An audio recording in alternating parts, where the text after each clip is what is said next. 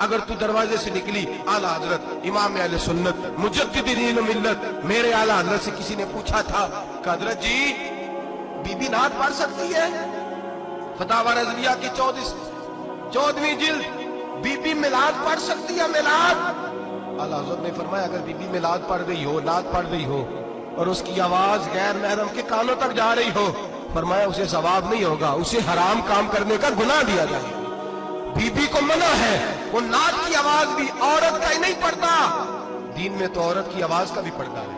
दीन में तो औरत की हजरत सैयदा ज़ैनब, हजरत फातिमा की वो लख्ते जिगर जो मैदान करबला में इमाम हुसैन बराबर की शरीक रही सैयदना इमाम हुसैन के साथ। याह्या बिन मोइन कहते हैं मैं 15 साल तक हजरत ज़ैनब का पड़ोसी रहा हूँ। 15 साल, घर बराबर होता है ना, बंदा बीबी देख ही लेता है।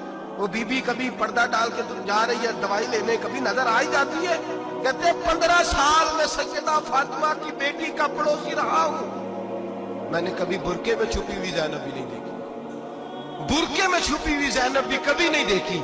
हजरत अब्दुल्ला बिन जाफर तैयार जनाबे अली मुर्तजा के भाई थे, उनके बेटे के साथ इनका निकाह हुआ था, बीमार हो गई।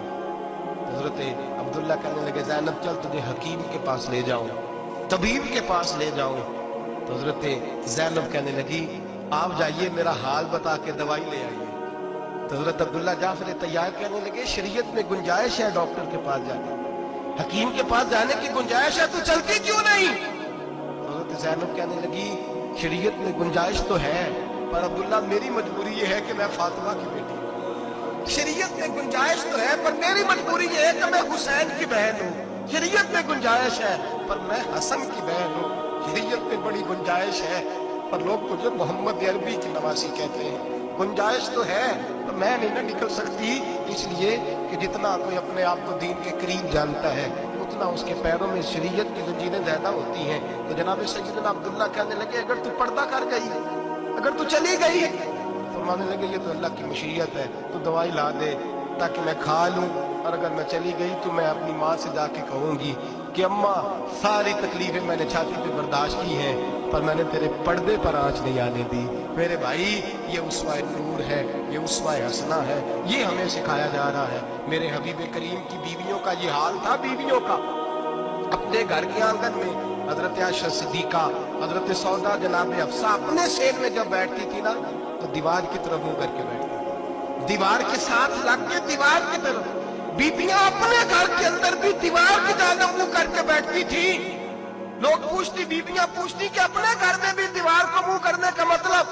कहती हो सकता है कि छत पे चढ़े अचानक नजर पड़े, तो हम चाहती हैं फिर भी हमारा चेहरा नजर ना आए उसे, फिर भी हमारा चेहरा नजर, हम अपने घर के अंदर भी पाबंद रहती हैं कि हमारे चेहरे नजर ना आए।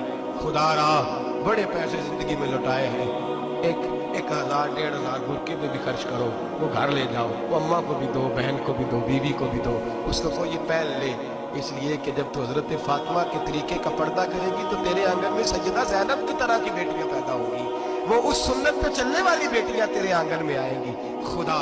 खुदारा मेरे भाई आज ये नियत करो, ये इरादा करो और अपने घरों को पर्दे का पाबंद बनाओ। अगर एक बेटी पर्दादार हो गई तो कई खानदान पर्दादार हो जाएंगे, अगर एक बेटी पर्दादार हो गई तो कई घराने संवरेंगे, कई जगह पे नूर फैलेगा। ऐ अर्श के मालिक, ऐ मेरे महबूब के खुदा, ये वास्ता है मेरे महबूब की बीवियों का और तुझे सदका हुजूर की शहजादियों का।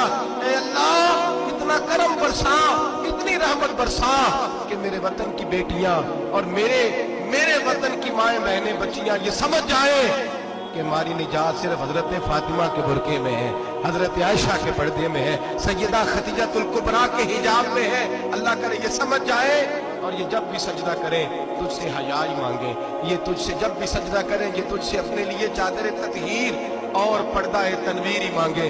अल्लाह करे मुझ बेअमल की मुंह से निकले हुए लफ्ज किसी के दिल में तासीर बन के उतरे और फिर दुनिया के अंदर ये रिवाज आम हो कि हर कोई पर्दा करे, हर कोई बापर्दा हो जाए। ऐ अल्लाह तू तासीर नाजिल फरमा, ऐ अल्लाह तू अमल की दौलत नाजिल फरमा, ऐ अल्लाह हमारी बेटियों को इज्जत की चादर अता फरमा, हमेशा मिदहत खैरुल अनाम में गुजरे। दुआ है ये उम्र दरूद और सलाम में गुजरे। आखिर